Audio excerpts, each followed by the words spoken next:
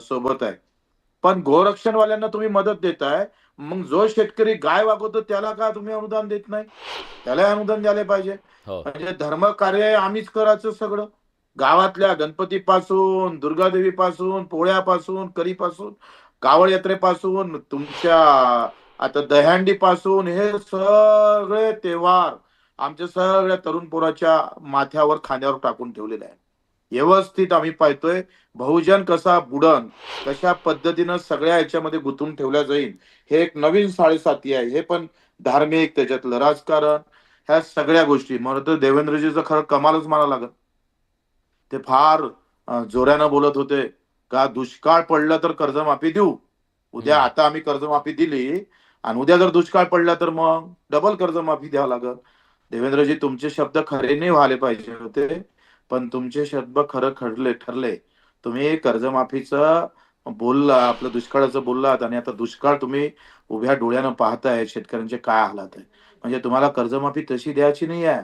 हा शेतकरी पाय घासून घासून मेला पाहिजे. प्रचंड वेदना झाल्या पाहिजे.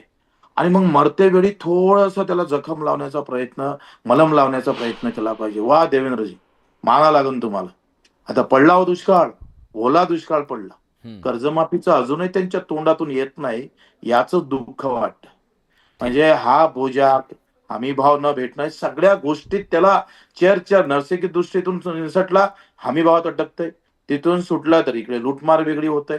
सगळ्या इकडे चौफेर लुटणं सुरू आहे. बरोबर. ही आणि चौफेर. आम्हाला पक्ष महत्वाचे आहे. हे हो. पक्षाचे गुलाम गावागावात बसले का नाही, हो. हे गावागावातले जे आणि पक्षाचे कोण गुलाम आहे शेतकऱ्याची ना, पोरच आहेत ना. यांना पहिला ही हंटर कुठली आहेत, मारायला बाहेरची पाहिजे. आलीत का? शेतकऱ्याची पोरच आहेत ना.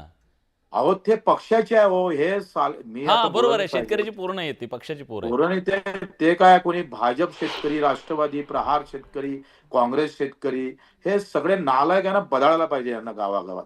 हे बाप मेला तरी बेहत्तर, पण नेत्याचा झेंडा एवढा मिरवणार आहे. आणि त्याच्यामुळं आमचं वांद्यात झालंय सगळं. हे वाटोळं का होतंय? वऱ्या जयंतीचं आवाहन करत असताना आज दहीहंडीमध्ये जर तुम्ही भाषण जर पाहिले, तर ते शेतकऱ्याबद्दल नाही, एकमेकाची काढण्यात हो. जातंय. एका इकडे ओला दुष्काळ आहे, गावा होऊन जातंय.